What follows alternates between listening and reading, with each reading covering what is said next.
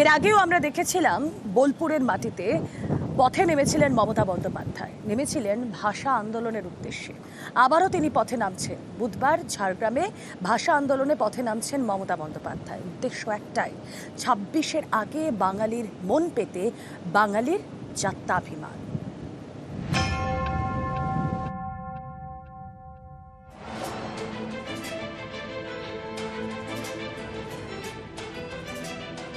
আগামী বছর রাজ্যে বিধানসভা ভোট, তার আগে সর্বশক্তি নিয়ে ময়দানে নেমে পড়ল তৃণমূল কংগ্রেস।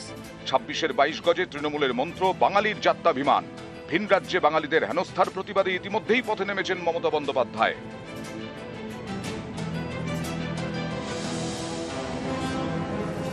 সুর চড়িয়েছেন একুশের মঞ্চ থেকে।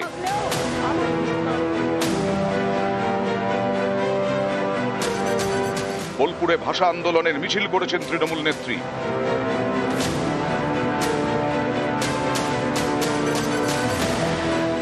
একই ইস্যুতে বুধবার ঝাড়গ্রামে মিছিল করবেন তিনি।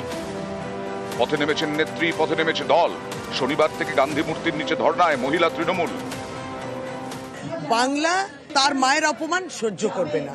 যে একটি রাজনৈতিক দলের কর্মসূচি হতে পারে যে একটি ভাষাকে আক্রমণ করে সহজভাবে বলা যে তুমি বাংলাদেশি, মানে আপনি দেশের নাগরিক, আপনাকে চট করে আপনার নাগরিকতাটা কেড়ে নিল। 10ই অগস্ট থেকে জেলায় জেলায় মহিলাদের নিয়ে সভা করবে তৃণমূল। বাংলা ভাষায় কথা বলার জন্য ভিন রাজ্যে কি পরিস্থিতির মুখে পড়তে হচ্ছে তা তুলে ধরা হবে এই সভাগুলিতে। এই ধর্ণা বিক্ষোভ হচ্ছে বাংলা ভাষীদের ওপর যে অত্যাচার করা হচ্ছে, যে অসম্মান করা হচ্ছে, তার বিরুদ্ধে লাগাতারভাবে এই বিক্ষোভ চলবে। একদম ডিসেম্বর মাস অবধি এই বিক্ষোভ চলবে। সমাজকে যদি কিছু বলতে হয় তাহলে মহিলারা সবচেয়ে বেশি ভালো করে বলতে পারবে, বোঝাতে পারবে, কারণ যাকে ভূমিষ্ঠ করে তাকে সঠিক রাস্তা দেখাবার কাজটাও মহিলারাই করতে পারে। বাংলা বললেই বাংলাদেশি তকমা। ভিন রাজ্যে হেনস্থার মুখে পড়তে হচ্ছে বাংলার পরিযায়ী শ্রমিকদের। মিছিলে হাঁটছেন তারাও।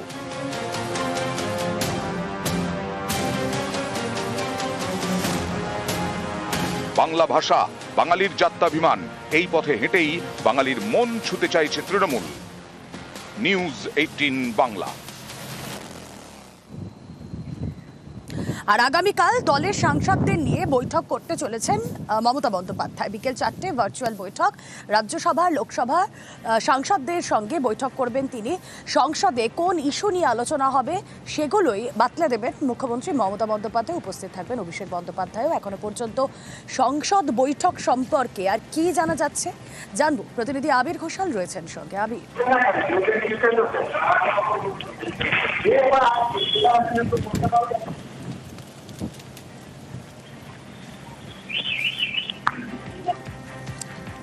আগামীকাল দলের সাংসদদের নিয়ে বৈঠক। আবিরের সঙ্গে সম্ভবত যোগাযোগ বিচ্ছিন্ন হয়ে গেছে। আপনাদের জানিয়ে রাখি, আগামীকাল বিকেল 4:30 ভার্চুয়াল বৈঠক।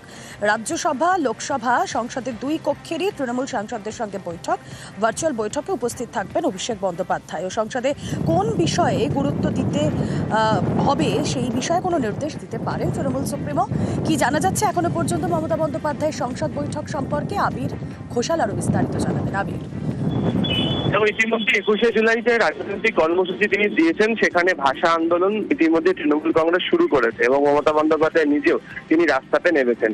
এর পাশাপাশি হচ্ছে এসআইআর ইস্যুতেও তৃণমূল কংগ্রেসের অবস্থান কি হবে এবং জাতীয় রাজনীতির প্রেক্ষাপটে সংসদের মধ্যে দাঁড়িয়ে তৃণমূলের যারা সাংসদরা রয়েছেন তারা ইস্যুতে কিভাবে সরব হবেন সেই প্রসঙ্গের কথা উল্লেখিত হবে।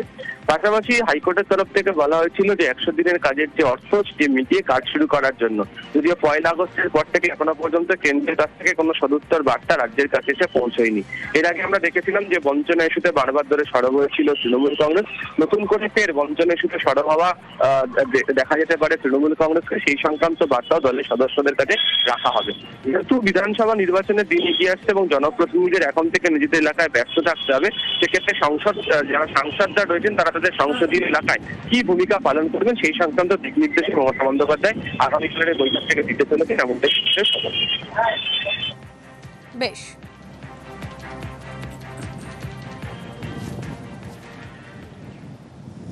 প্রকাশ্য রাস্তায় দিন 15 আগে দুষ্কৃতীরা তার গায়ে আগুন লাগিয়ে দিয়েছিল।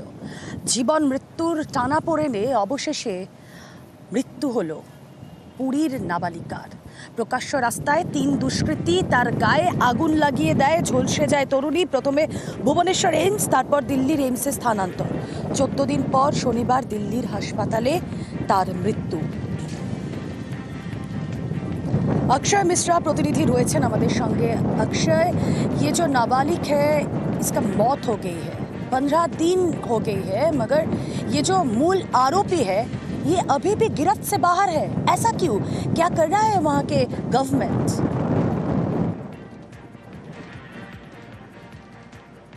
देखिए, जुलाई 19 तारीख को यहाँ पर जो बड़ंगा के बायाबर गांव में जो नाबालिग को किरोसिन डाल के जलाने की कोशिश की थी और उस घटना को लेकर सारा उड़ीसा में चर्चा हो रही थी और उस नाबालिग को दिल्ली एम्स में उसका ट्रीटमेंट चल रहा था, लेकिन कल उनका डेथ हो गया है। लेकिन उसको लेकर अभी उनके गांव में अभी हम हैं, वहाँ पर भी अभी थोड़ा ये स्थिति अभी थम चुकी है, क्योंकि उनका पिता का जो बयान कल आया था वो बोल रहे थे कि उनका बेटी का मानसिक स्थिति ठीक नहीं थी और इस घटना में कोई भी लोग जड़ित नहीं है और इस घटना को लेकर राजनीति मत करो, हमारे परिवार का साथ आप लोग रहे। और उसके 1 घंटे ऐसा बयान क्यों? ये क्या किसी के दबाव में आकर ये बयान दे रही है परिवार? जी देखिए, पहले चीज है कि जो एफआईआर हुआ था उसमें 3 लोगों का नाम था और जो चश्मदीद थे वो जो लड़की को रेस्क्यू किए थे वो भी बता रहे थे कि पीड़िता ने बोला कि 3 लड़का आके ये काम किया। लेकिन अभी ये जो पीड़िता का पिताजी 15 दिन के बाद ये चीज बोल रहे थे, तो जिस तरह का पुलिस रेगुलरली उनका बयान रिकॉर्ड कर रहा था, पहले एम्स में किया था, उसके बाद दिल्ली एम्स में 3 बार किया था, तो उसमें उसका पिताजी बोल चुके होंगे कि उसका बेटी का मानसिक स्थिति ठीक नहीं था, तो पुलिस ये चीज बताना चाहता। लेकिन पीड़िता का मरने के बाद ठीक 1 घंटे के बाद उड़ीसा पुलिस एक चैनल में एक बताया कि पीड़िता का इस घटना में कोई संपृक्त नहीं थे, कोई भी इसमें शामिल नहीं थे, वो उसका मानसिक स्थिति ठीक नहीं था और इस घटना को लेकर राजनीति मत करो। तो अभी इन गांव में इन लोगों के तरफ से ये भावना आ रही है कि इतना दिन क्यों लगा, क्योंकि उड़ीसा पुलिस की तरफ से यहाँ पर डीजी आए थे, आईजी आए थे, यहाँ पे रिव्यू किए, 40 से ज़्यादा लोगों का पूछताछ किया गया और इसके हिसाब से उनके परिवार लोगों को भी पूछताछ किया गया। तो इस वजह से कि लोग यहाँ पर लोग जो है वो भी एक भय में। किसी से मैं उंगली उठाना चाहता नहीं हूँ, सब हैं आम नागरिक हो, चाहे हिंदू हो मुस्लिम हो, मेरी लड़की के लिए सब दुआ प्रार्थना किए हैं। मैं किसी से नाराज नहीं हूँ, मैं इतना ही कहूँगा मेरे नसीब में मेरी बेटी नहीं है, मैं ना आपका ना इनका किसी को दोष देना चाहता नहीं। कृपया करके राजनीति पॉलिटिकल या कोई से इशू दिमाग में मेरी फैमिली ऊपर आप न दो, इतना ही मैं बोलना चाहता हूँ आप लोग।